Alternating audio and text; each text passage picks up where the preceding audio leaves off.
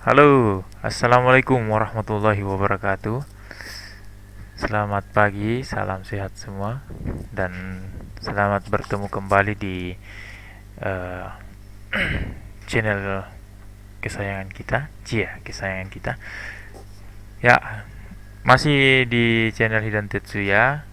Kita akan bahas kembali materi lanjutan dari materi yang kemarin, yaitu basic powertrain. Tapi kali ini kita akan membahas tentang eh, dengan judul istilah-istilah pada gear dan rasio gear ya. Oke, kita masuk di materi yang pertama, yaitu istilah-istilah pada gear. Jadi istilah-istilah pada gear itu ada 5 ya. Yang pertama itu adalah gear phase weight, kemudian yang kedua adalah involute curve, kemudian yang ketiga adalah pressure angle, yang keempat adalah gear tooth clearance, yang kelima adalah mechanical advantage. Nah, apa apa pengertian dari kelima ini?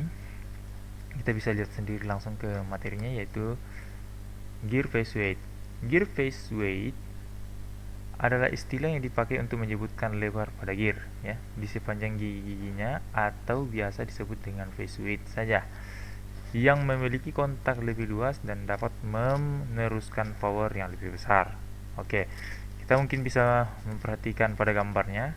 Nah, di sini jika kalian memperhatikan kursor, di sini ada mistar yang diukur adalah lebarnya atau panjang dari gigi ini. Jadi dari sepanjang ini, dari ujung dari ujung alat ukur ini sampai ke ujung sini, itu yang disebut dengan face weight atau permukaan yang bersentuhan dengan gigi yang bertautan yang di sebelahnya ya. Itu yang disebut ini. Jadi apabila dia jika seandainya ada gigi yang berbentuk runcing, misalnya bentuknya segitiga seperti ini, oke. Nah, ujungnya itu kan face weight-nya itu kan kecil ya. Jadi permukaan yang bersentuhan itu hanya sedikit. Nah, kemungkinan besar apabila ujung kecil itu yang bertautan, maka akan mengakibatkan apabila diberikan apa tenaga yang besar atau tekanan yang besar, bisa mengakibatkan eh, kerusakan pada gigi itu sendiri, atau bisa terjadi mungkin materialnya terlalu keras hingga akhirnya dia pecah ya kan, atau biasa bengkok ya kan, seperti itu. Oke, kita masuk di yang kedua, yaitu involute curve. Involute curve itu adalah berbentuk curve ya, atau kurva. Nah, adalah adalah sisi dari setiap gigi yang mengikuti bentuk curve. Jadi bentuknya seperti kurva. Agar setiap power train bekerja dengan baik, maka semua gear pada gear train dibuat dengan profil yang dirancang untuk memperoleh efisiensi transfer power secara maksimum pada saat bertautan dengan gear yang lain. Oke, kita lihat gambarnya. Seperti apa dia? Nah, ini. Involute curve ini dibuat itu memiliki tujuan yang sebenarnya. Nah, dia bentuknya seperti ini, curve ya, berbentuk seperti kurva, agak sedikit melengkungnya di tengah seperti ini. Ini tujuannya sebenarnya apabila gigi yang lawan tautannya itu ujung bagian sininya mengalami clash misalnya ya, atau miss position, maka dia akan mengenai pada sudut ini. Nah, karena sama-sama memiliki involute curve, maka dia akan secara otomatis menggeser gigi tautannya tadi untuk berada pada posisi yang tepat ya. Jadi gundukan ini akan mendorong gigi yang lawannya tadi untuk eh, kembali ke posisi yang sebenarnya. Itu jika clearance-nya tadi pas atau tepat. Bagaimana jika clearance-nya melenceng atau meleset? Itu bisa mengakibatkan tumbukan antara ujung gigi ujung gigi dengan gigi yang lain saling bertumbukan. Nah, nanti kita bahas apa itu clearance-nya. Sekarang kita masuk di yang ketiga, yaitu pressure angle. Apa itu pressure angle? Dari namanya saja kita bisa bagi dua menjadi pressure itu tekan, tekanan, kemudian angle adalah sudut. Nah, berarti di sini adalah sudut tekan, di mana gigi gear dipotong dengan sebuah profil sehingga gigi tersebut berputar dan menghasilkan sudut tekan yang dihitung untuk mencapai pertautan yang halus dan dalam. Kita lihat gambarnya. Oke. Sini dia. Garis bayangan ini di sini, ini ada garis bayangan, itu adalah lawan tautnya atau gigi yang bertautan dengan gigi yang satunya. Nah, sudutnya yang sudut terbentuk di sini itu yang disebut dengan pressure angle. Oke. Ini pressure angle, di mana apabila kedua gigi ini saling bertautan dan lawan giginya tegak lurus dengan posisi yang sebenarnya atau pas berada di pusat posisinya, titik tekan dari kedua gigi ini itu bertumpu pada sudut ini, ya. Jadi dia tidak akan berada di atas ini atau yang berada di bawah sini, tidak. Di mana ujung dari curve tadi itu, titik tertinggi dari curve, involute curve itu bertemu dengan involute curve pada gigi yang satunya, itu yang disebut dengan pressure angle. Kenapa? Karena apabila dia pada posisi seperti ini, tegak lurus giginya, maka tekanan itu yang satu, yang gigi driver dengan gigi driven saling menekan pada posisi ini, saling menekan. Itu yang disebut dengan pressure angle atau sudut tekan, ya, tekan. Jadi, yang sering aus atau yang mengalami kehausan itu adalah pada sudut ini sebenarnya. Ya, pada sudut ini. Kenapa? Misalnya pada gigi yang di sebelahnya berukuran atau involute curve-nya terlalu besar atau terlalu melebar atau terlalu terlalu melengkung. Sini, terlalu melengkung, maka kemungkinan besar karena lebarnya ini besar, maka dia akan bisa menekan gigi yang di sebelah, ya, menekan gigi yang di drivernya, hingga akhirnya tingkat keausan pada yang kurang melengkung ini itu bisa lebih cepat aus, ya, karena memiliki ketebalan involute curve yang lebih kecil. Oke. Sekarang kita masuk yang ke berikutnya, yaitu gear tooth clearance. Ini dia clearance atau celah pada gigi. Oke, gear tooth clearance ada celah atau jarak bebas antara gigi saat bertautan agar tidak mengalami gesekan yang berlebih. Oke, kita akan lihat. Nah, seperti ini. Sini ada 3 gambar. Ini gambar pertama, kedua, dan ketiga. Nah, gambar yang pertama yang sudut samping sebelah kiri, di sini kita bisa lihat mungkin ada clearance-nya terlihat pada gambar, tapi ini terlalu rapat. Apakah itu yang disebut dengan clearance yang baik? Tentu saja tidak. Kenapa? Apabila dalam kondisi seperti ini, clearance-nya kecil atau celahnya terlalu kecil seperti ini, kemungkinan besarnya yang terjadi pada saat itu adalah oli atau minyak pelumas tidak dapat melumasi gear yang ada di sini, yang sedang bekerja ini. Kenapa? Karena celah gearnya terlalu kecil. Dengan getaran yang tinggi pada saat engine berputar atau mesin berputar dengan getaran yang tinggi, maka celah ini semakin mengecil hingga akhirnya pelumasan tidak dapat terjadi. Kemudian kita masuk ke gambar yang kedua. Nah, gambar yang kedua ini clearance-nya, tooth clearance-nya itu terlalu renggang, ya, terlalu renggang atau terlalu besar, celahnya terlalu besar. Nah, bagaimana kalau seperti ini? Apakah ini celah yang baik? Tentu saja tidak. Mengapa? Mungkin oli atau minyak pelumas itu dapat masuk dalam celah-celahnya ini.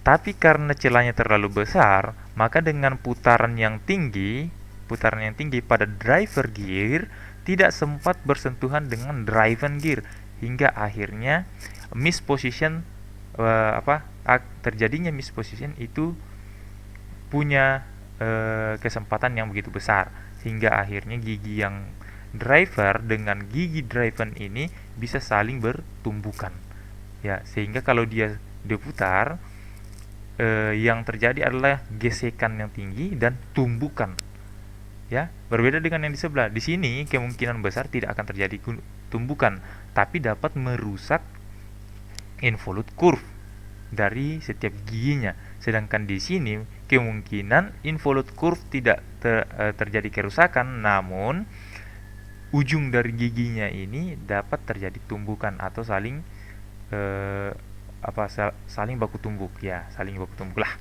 Oke, dia akan dapat merusak sudut dari ujung kedua giginya. Nah, pada yang bagian ketiga, inilah yang disebut dengan posisi yang benar. Kenapa demikian? Clearance-nya pas, ya, minyak pelumas dapat mengisi bagian tengah. Selain minyak pelumas dapat melumasi atau mencegah terjadinya eh, mencegah naiknya temperatur pada kedua komponen, juga dia dapat meredam getaran pada kedua gear ini. Jadi gigi dapat diredam getarannya sekaligus melumasi bagian tengahnya. Oke, itu ya. Itu fungsi dari gear tooth clearance. Makanya apabila kita bongkar transmisi, yang diukur biasanya itu adalah celah giginya, ya, di celah giginya. Biasa kita menggunakan filler gauge, ya, untuk mengukur celahnya ini. Oke, itu yang disebut dengan gear tooth clearance. Kemudian kita masuk di mechanical advantage. Apa itu mechanical advantage? Gear yang dibentuk dengan mesin biasanya digunakan untuk memberikan keuntungan kecepatan atau keuntungan torque, namun tidak dapat memberikan keuntungan power. Jadi, gear pada mesin itu dibuat sedemikian rupa bukan untuk memberikan keuntungan tenaga atau menaikkan tenaga engine, performa engine, ya, bukan digunakan untuk menaikkan atau memberikan keuntungan perubahan tenaga. Jadi yang tadinya misalnya 2000 cc kemudian naik menjadi 5000 mungkin, ya, bukan yang seperti itu modelnya, ya. Jadi dia hanya memberikan perubahan kecepatan dan memberikan perubahan momen. Nah, kapan itu momen digunakan, itu yang diberikan. Kemudian kapan kecepatan dibutuhkan, kita berikan itu. Nah, seperti apa dia? Kita perhatikan gambarnya. Jadi ini speed advantage. Speed advantage itu apabila input daya atau dari engine kita berikan gigi yang besar, kemudian output shaftnya diberikan gear yang lebih kecil atau 2 kali, dimana apabila ukuran putarannya di sini 1 kali berputar, ya, 1 kali berputar, maka bisa menghasilkan 2 kali putaran pada saat output. Nah, pada saat ini terjadi, maka pada saat perubahan kecepatan ini terjadi, maka tidak ada momen yang dihasilkan, ya, tidak ada momen yang dihasilkan. Bukan tidak ada momen putaran, tapi tidak ada tidak ada momentum lah, tidak ada momen yang dihasilkan atau tidak ada torque yang dihasilkan. Sedangkan pada saat di bagian sini, di bagian gambar yang di bawahnya, di sini inputnya diberikan gear yang kecil, ya, gear yang kecil, sehingga putaran engine dengan input shaft itu perbandingan kecepatan putarnya itu sama. Jadi misalnya 1:1 di atas, di bawah menjadi diperlambat, ya, putarannya diperlambat. Kalau yang di atas itu dipercepat, ya, dimana di atas 1 kali putaran saja kemudian outputnya menjadi 2 kali, sedangkan di atas sini 1 kali putaran, yang di bawah menjadi 0,5 atau di atas nanti 2 kali berputar, di bawah baru 1 kali. Itu tujuan untuk apa? Untuk menghasilkan momen. Seperti pada gambar yang di sebelahnya, di sini dikatakan bahwa apabila dia diberikan diberikan momen, maka kecepatan akan berkurang, oke, atau kehilangan kecepatan. Sedangkan apabila unit atau mesin diberikan kecepatan, maka dia akan kehilangan momen, oke, atau gaya, ya. Jadi dia kehilangan. Jadi tidak bisa kita tidak menggunakan perubahan gigi untuk menghasilkan kedua-duanya atau memberikan tambahan gaya, tambahan power pada mesin kita. Tapi sebaliknya, apabila dia diberikan kecepatan, maka dia tidak akan tidak dapat apabila dia diberikan kecepatan, maka dia tidak mendapat momen, dan apabila dia diberikan momen, maka dia tidak mendapat kecepatan. Oke. Kita masuk di berikutnya. Ya, ini dia rasio gear. Di sini kita mulai masuk di perbandingan, ya, perbandingan gigi. Rasio gear adalah perbandingan ukuran dan jumlah gigi pada gear train, di mana perbandingan gigi ini akan menentukan seberapa besar speed atau torque yang akan dihasilkan satu unit. Jadi, untuk merubah kecepatan dan momen, kita hanya bermain pada jumlah gigi, ya, pada jumlah gigi.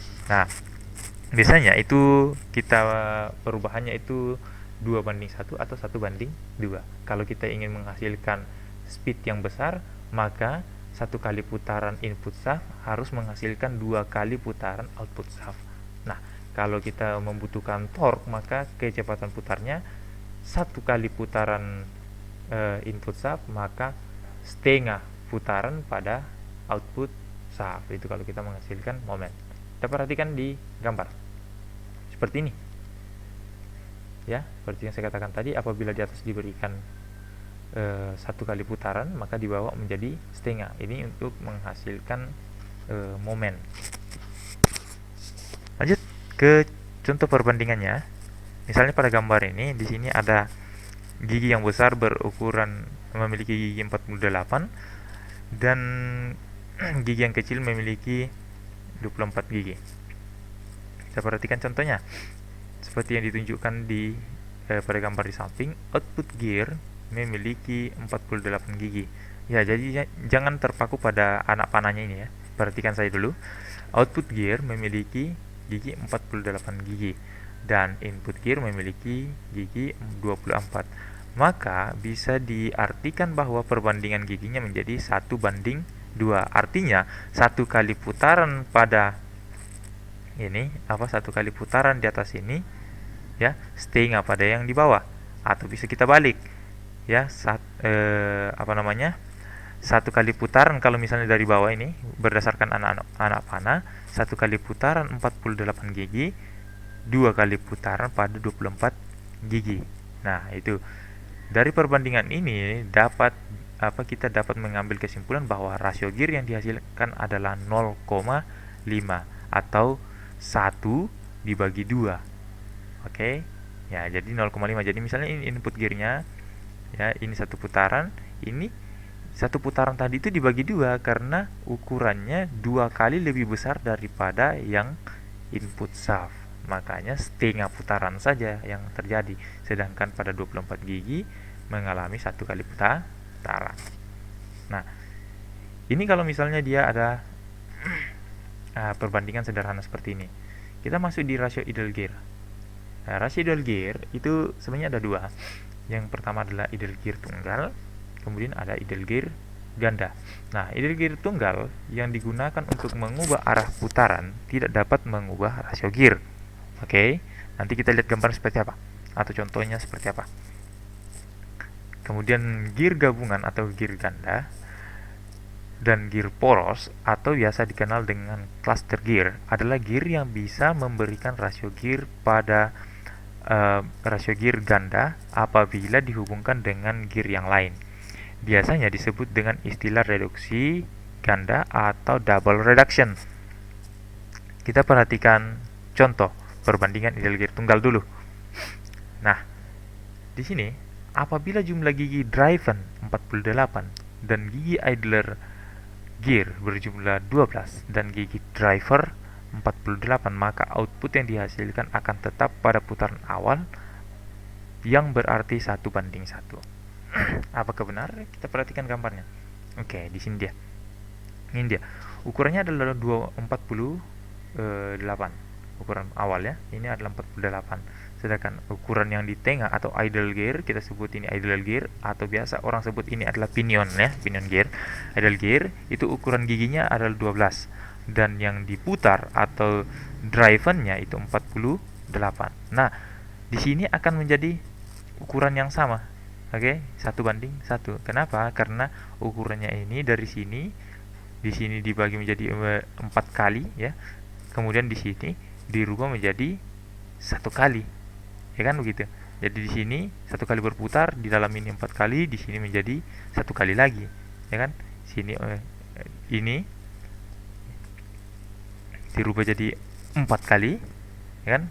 4 kali yang di tengah ini 4 kali berputar, sedangkan di sebelah 1 kali.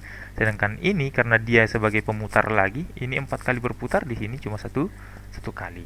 Nah, itu yang disebut dengan 1:1. Sedangkan di bawah, artinya bahwa yang di atas ini sama saja kalau dikatakan bahwa 48 gigi pada setiap gigi dari 3 gigi ini. Oke? Ya, itu dia. Hanya saja apabila kita pakai yang seperti ini, kemungkinan besar bahwa untuk menghasilkan putaran di sini kita tidak kehilangan kecepatan, dari engine tadi.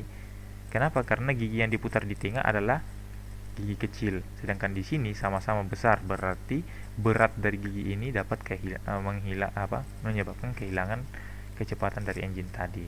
Ya, mungkin seperti itu. Oke, kita masuk di perbandingan ideal gear gabungan atau gear ganda. Nah, contoh seperti pada gambar di samping. Sip, India. Seperti pada gambar di samping, apabila jumlah gigi driver adalah 12, oke, pada gambar yang di bawahnya gigi driver jumlah 12, dan ideal gear A ya yang di bawah sini adalah 24, dan ideal gear B yang di bawah sini 10, dan di atasnya adalah driven gear itu 30, maka dapat diselesaikan dengan persamaan. Oke, di sini masuk di persamaan. Dia menggunakan persamaan ya. Di sini dikatakan bahwa driven dikali dengan driven, driver dikali dengan driver. Di sini ini 24 itu gigi yang di bawah ya, driven idler gear bagian A, pilar A, dan driven driven gear pada shaft B atau drivennya. Yang tadi bawah ini adalah driven gear idler, kemudian yang 30 ini adalah driven gear output ya, output shaft. Kemudian drivernya itu ada 12 dikali dengan 10. Jadi kalau dilihat pada gambar ini semacam dikali silang ya, padahal sebenarnya tidak. Oke, nilai hasil perkaliannya adalah 720 dibagi dengan 120 dengan hasil 6:1. Jadi 6:1 ini diambilnya dari 120, itu langsung dibagi dengan 120, akhirnya mendapat 1, kemudian 720 dibagi 120 jadi 6 ya. Ya, itu hasil pembagiannya. Sederhana saja. Jadi untuk menghasilkan perbandingan gigi untuk mendapatkan kecepatan, kita tinggal merubah hanya saja di persamaan ini. Tapi kita tidak bisa mengambil kesimpulan bahwa kita bisa menaikkan jumlah giginya menjadi yang lebih tinggi jumlah gigi, atau kita tambahkan dengan jumlah gigi yang lebih banyak. Tapi kita harus memperhatikan kapasitas atau ukuran dari transfer case-nya tadi atau rumah transmisinya ya. Jadi tidak asal langsung dibilang, oh saya maunya gantinya sekian, yang tadinya ukuran 30 pada output shaft saya ganti yang ukuran yang ukuran yang lebih besar lagi 48 misalnya. Tidak bisa begitu ya. Misalnya kita kasih 8 di sini 1, 8:1, kemungkinan besar ya kewalahan pada putaran engine-nya ya. Oke, kita masuk ke sini ya. Oke, ini yang terakhir, itu yang tadi yang terakhir ya, pertemuan kita yang terakhir. Jadi jangan lupa subscribe, like, dan share apabila materi ini bermanfaat bagi kamu, agar kita sama-sama belajar. Kita mungkin bisa berbagi ya melalui YouTube saya, yaitu Hidayat Tesuya, dan Instagram. Jika ada ingin bertanya beberapa hal, mungkin bisa bertanya langsung di Instagram saya.